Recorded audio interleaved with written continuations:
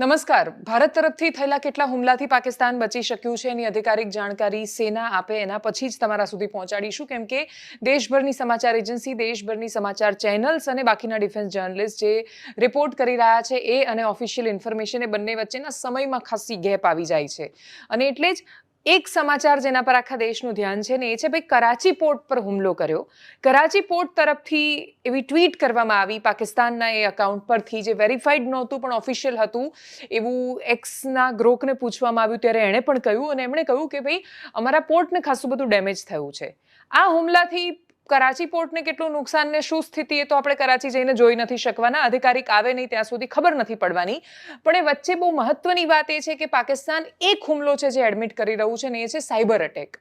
એના economic ડિપાર્ટમેન્ટમાંથી tweet કરવામાં આવી સવારે કે અમને ટૂંકમાં ભીખ માંગવામાં આવી કટોરો લઈને કે અમે બહુ સાવ કંગાળને દેવાળિયું ફૂંકી દીધું છે ને અમને પૈસા આપો, અમારે આ લડવું જ પડે એવું છે, જરૂરી છે.